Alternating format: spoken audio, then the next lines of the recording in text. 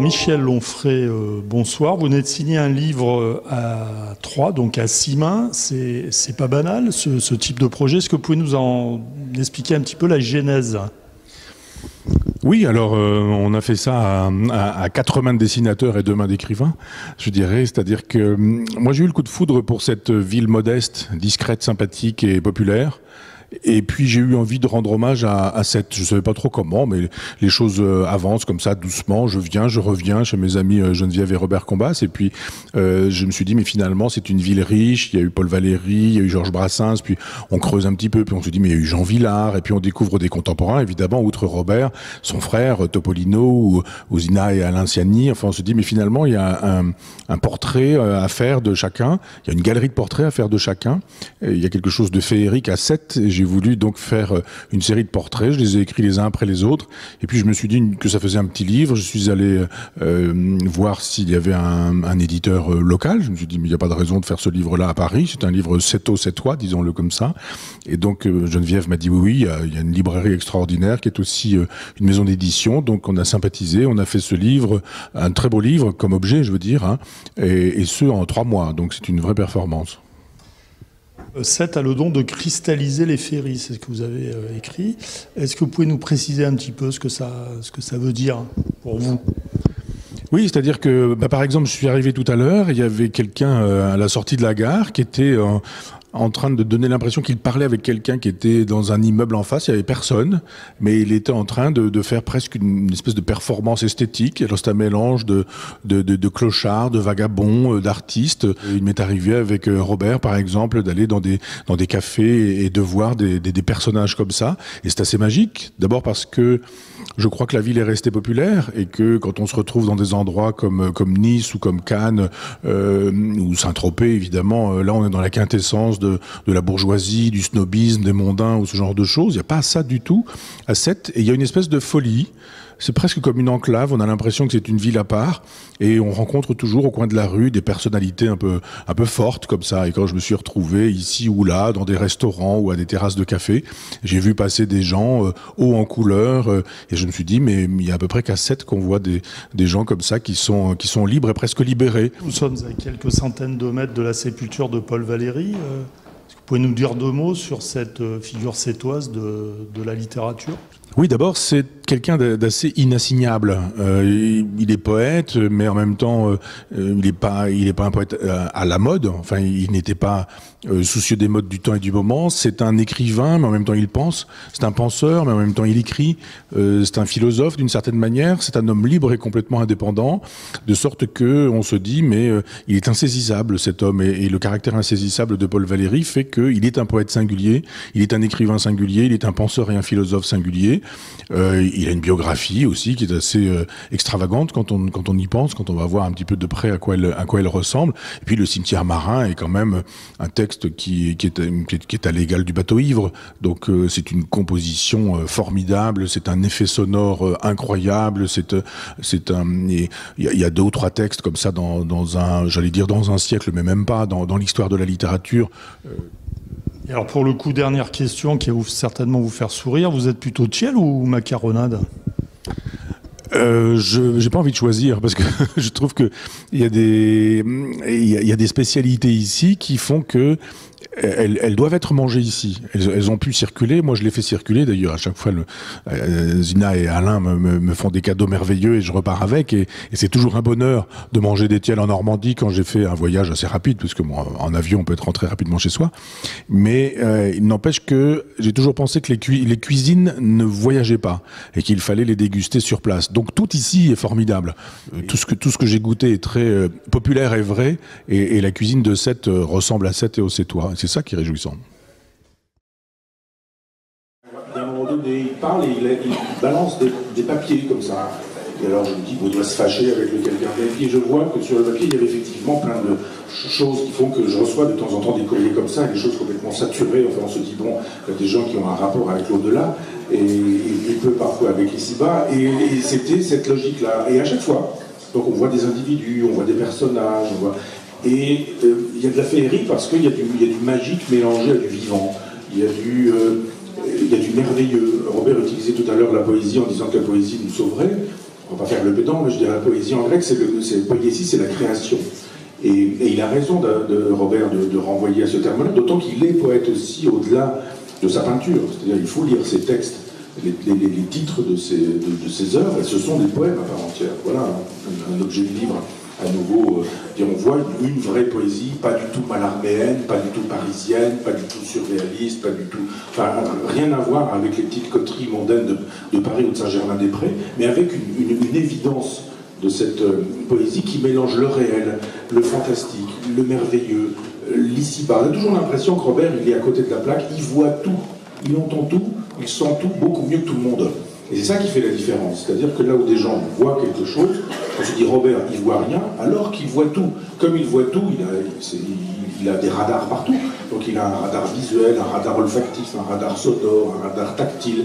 Il est comme ça en permanence dans le monde. Et on voit que quelque chose dont on se dit qu'il ne l'aura pas vu, ça deviendra un poème, ça deviendra un titre, ça deviendra une œuvre, ça deviendra un propos qui réapparaîtra un petit peu plus tard. Et de fait, c'est lié quand même à ça.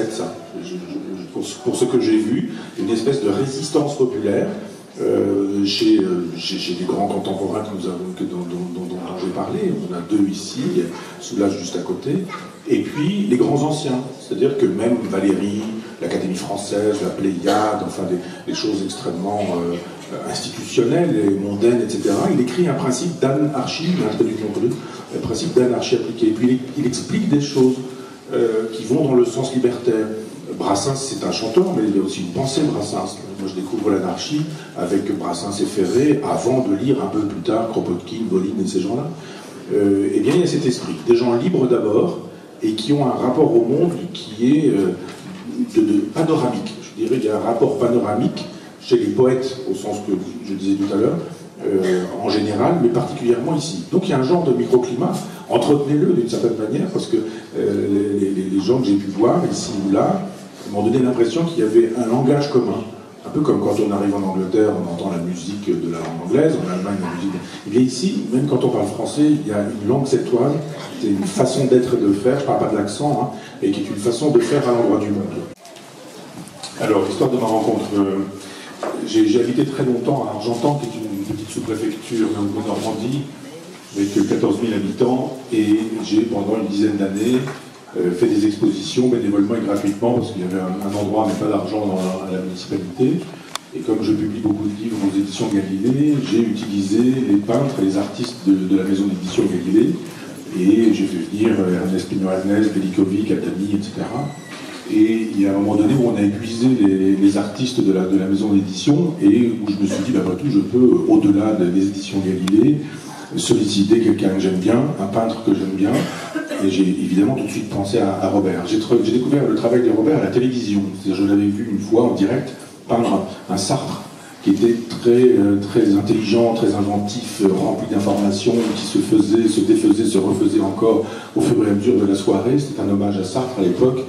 Et je me suis dit, d'abord, Robert parlait, je me suis dit, cet homme est génial, il est drôle, il est intelligent, il fait des choses magnifiques, et j'avais gardé dans un coin de ma tête cette idée que, d'abord, c'était quelqu'un de ma génération, quelques années près, on a le même âge, mais je me suis dit, ben voilà, quelqu'un qui pense le monde en peintre, moi qui essaie de le faire en philosophe, et il y a une coïncidence des mondes.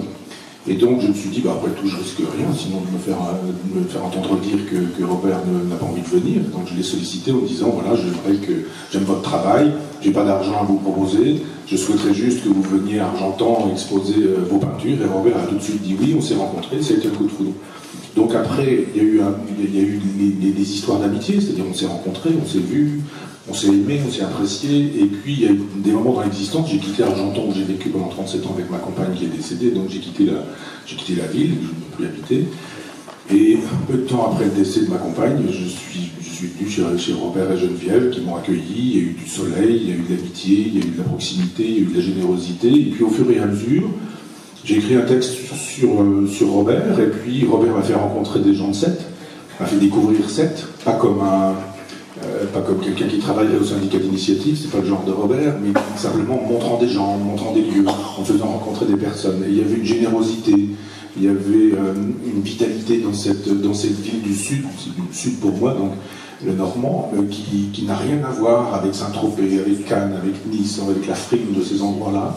Et j'y ai rencontré un peuple, d'une certaine manière, ou quelque chose de populaire qui m'a plu, outre Robert et Geneviève, hein, bien sûr.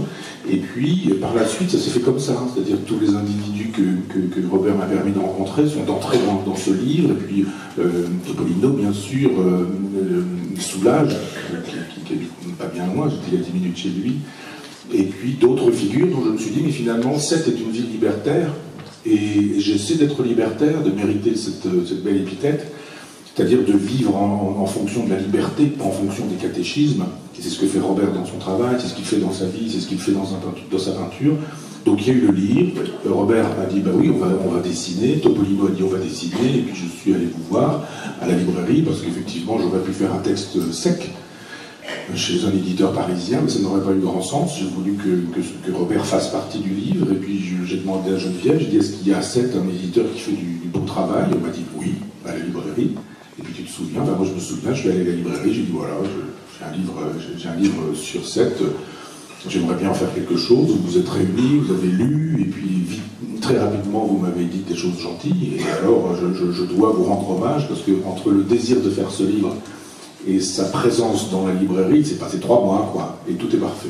On va parler à la place de Robert, mais Robert a un œil absolu, comme on dit des musiciens qui ont une oreille absolue, et il est extrêmement rigoureux sur les reproductions, sur les peintures, sur les couleurs des livres, des catalogues, et Robert a été très heureux du rendu esthétique de cet ouvrage, qui donc est aussi un bel objet. J'ai un ami qui s'appelle Bernard Combeau, qui est inspecteur enfin qui est retraité maintenant, mais inspecteur d'éducation nationale en latin grec, plutôt latin, et il avait fait une magnifique édition d'Ozone, qui est un poète bordelais, et il avait traduit tout Ozone à partir d'un manuscrit qu'il avait vraiment établi, parce que le manuscrit n'avait vraiment jamais été établi, et il a fait quelque chose d'extraordinaire, il a respecté la métrique d'Ozone. Donc la plupart du temps, on traduit, mais soit dans des vers libres, soit dans une espèce de prose, mais rarement dans un style qui respecte la versification. Et comme j'adore Lucrèce, c'est un poète philosophe, justement, et on a souvent oublié qu'il était un poète, parce que les traductions qui ont été faites 9 fois sur 10 sont des traductions en prose. Il y a une traduction qui s'est faite au XIXe siècle en alexandrin, et c'est une traduction de Pongerville, elle est très élégante, très jolie, mais pas très précise d'un point de vue philosophique, c'est la cadence de l'alexandrin, mais je me suis dit, peut-être il faudrait faire un jour une vraie édition savante de Lucrèce. Et je dis à cet ami, écoute, ce que tu as fait avec Ozone, c'est formidable, j'adore Lucrèce, il y a quelques passages que j'aimerais bien lire dans ta traduction, est-ce que tu me ferais l'amitié de traduire quelques pages? Il me dit, oui, envoie-moi ce que tu souhaites que je traduise, et puis je te traduis ça. C'était des textes essentiellement extraits du livre 4, il m'a traduit la totalité du livre 4. Je dis, d'abord c'est formidable, et ensuite tu travailles vraiment de manière extraordinaire. J'ai l'impression qu'on pouvait envisager une traduction complète. Il me dit, qu'à cela ne tienne, je te traduis intégralement de la nature des choses. Donc il a traduit intégralement de la nature des choses, en respectant la versification, la métrique, le rythme, les cadences, etc. Et on a publié ça chez Denis Mola, qui est aussi mon ami, un libraire de Bordeaux. Et donc il y a 3 ans, j'avais proposé qu'à Sète, on puisse inaugurer ce livre d'une certaine manière, et qu'on puisse... moi j'aurais parlé de Lucrèce pour dire qui il était, ce qu'était sa pensée, sa morale, son éthique, son esthétique, pas trop son esthétique, sa politique, etc. Et on avait des propositions, on avait songé à Michel Bouquet, on avait songé à Jean-Claude Carrière, qui avait donné un 8 principes pour des lectures, on avait songé donc à des conférences de Bernard, qui lui a fait un travail extraordinaire, parce qu'on ne sait rien de Lucrèce. Vaguement ses dates, on sait qu'il était chevalier, romain, et rien d'autre. Et Bernard a fait quelque chose d'extraordinaire, c'est-à-dire il me dit, mais quand on sait autant de choses aussi précises sur des domaines comme la navigation, on ne peut pas ne pas avoir navigué. Et donc à partir de ce que Lucrèce dit du monde, lui extrait des choses en disant voilà ce que pourrait être une biographie de Lucrèce.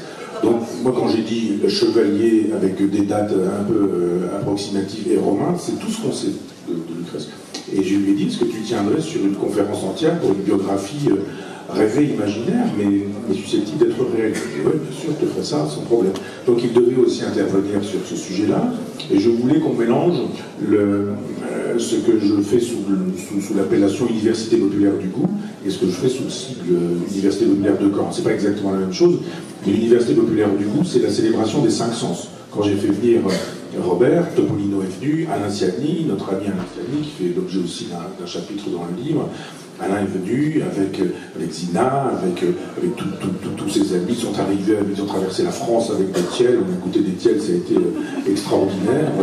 Et donc, on s'est dit que si on faisait quelque chose ici, il fallait aussi mélanger les autres sens, c'est-à-dire pas seulement le sens cérébral, mais le jugement de goût au sens large du terme. Donc on s'est dit, on va manger des choses, je ne sais pas quoi, mais on va boire des choses, je vois bien quoi, et on va écouter aussi des choses. Donc on avait prévu, et tout ça revient comme ça, on va probablement reprendre le projet tel qu'il était. On avait le projet de faire des banquets, on en fera, et pour le coup des banquets de cuisine plutôt antique. Donc il y a des recettes, Apicius a écrit des choses extraordinaires, même si les quantités ne s'y trouvent pas.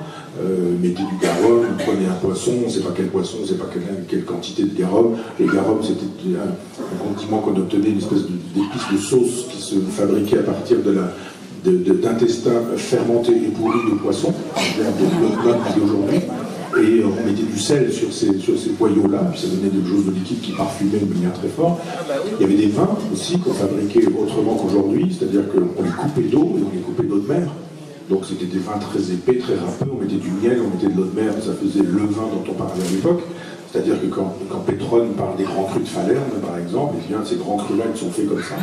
Et on avait retrouvé avec Geneviève et quelques personnes à l'époque qu'on avait rencontrées, des gens qui refont du vin aujourd'hui, pas vraiment le même, parce que je pense que on a perdu le goût d'une eau salée qui entrerait dans la composition d'un vin, mais des gens qui font des vins sur le mode un peu ancien. Donc on a prévu aussi des banquets et de quoi boire dans l'esprit de Lucrèce, et puis aussi des musiques. Alors il y a effectivement des reconstitutions musicales, on a quelques partitions. Lucrèce était un philosophe épicurien, il y a un traité de la musique d'un philosophe épicurien.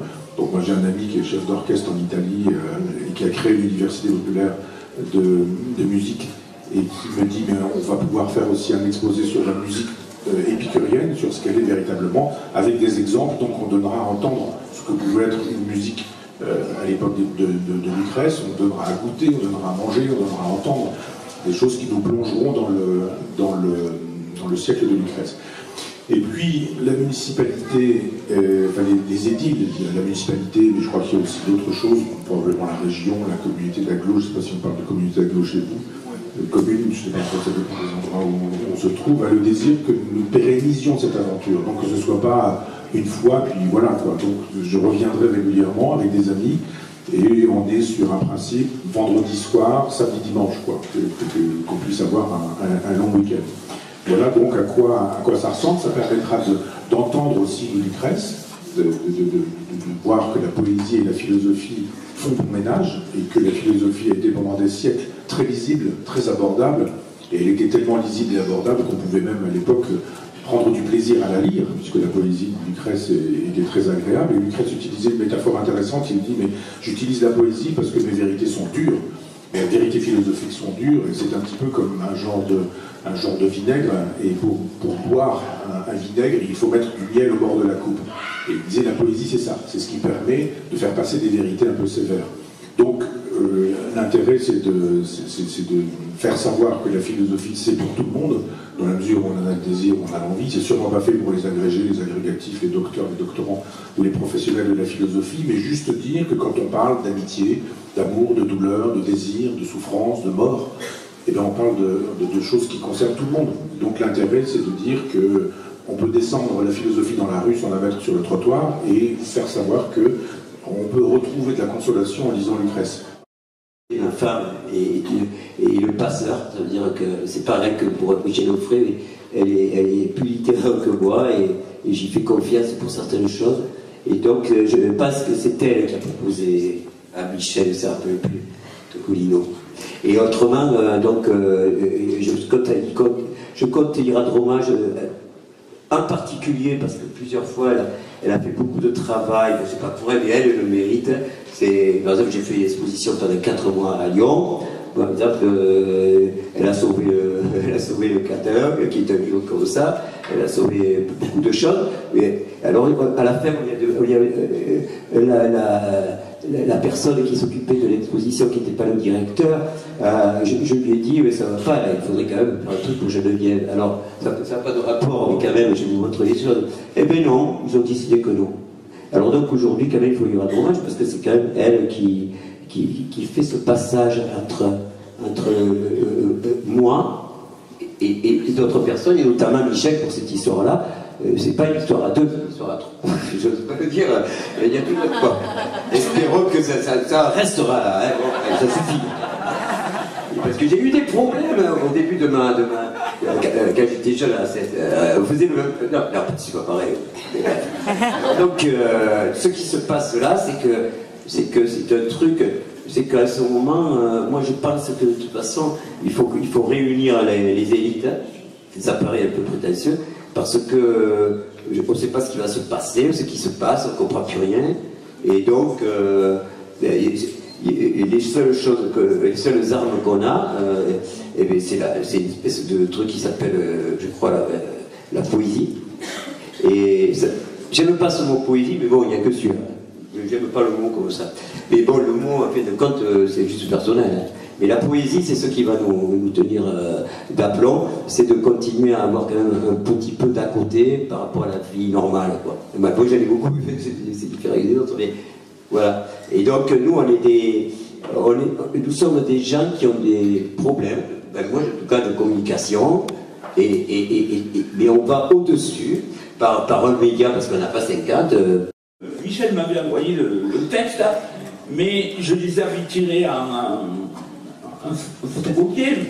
Mais moi, j'arrive pas à lire les textes sur des feuilles A4. Ce qui est bien plutôt, ce qui encourage de donc lire, pouvoir faire des livres, quoi. Parce que. Mais donc le coup, c'est. Alors, j'arrive pas à lire le texte, et sur Internet non plus. Et donc on me dit comment je vais faire, j'étais sec et tout. Et après les textes, tellement j'ai fait un dessin, 2, 3, et puis m'a demandé 15, j'en ai fait 22, 25 et tout. Parce qu'au début quand tu commences, après tu te laisses prendre. Et les sujets, ben, j'ai lu le livre, voilà. Et j'ai écrit... Au début. Non, au début non, mais après petit à petit tu le lis, et bon, tu te dis, ouais, Jean Vilar, Racine. Et même, oui, Jean Vilar, j'avais vu un film où il décrivait son père et tout, et j'avais vu le père de Vilar qui était dans sa boutique et tout, et puis mon père m'avait raconté l'histoire de... Il avait écrit comme Vilar, parce que le père s'appelait comme Vilar, bon. Et alors, donc, le prénom comme Damien, tu vois. Et donc après, bon, hein, Sophie, ah oui, bah, parce qu'il fallait faire des scènes en noir et blanc. Je sais pas pourquoi, mais quand ils ont vu la scène, ils ont écrit ça. Et Sophie après me dit, tu pourrais pas rajouter la couleur comme dans ton exposition de février au musée. Et donc, j'ai rajouté la couleur. Et d'ailleurs, les originaux sont beaux et ceux qui sont dans le livre aussi. Les couleurs sont bien respectées. Voilà. Par exemple, les originaux sont pas beaux. Et dans le livre, ils sont bien.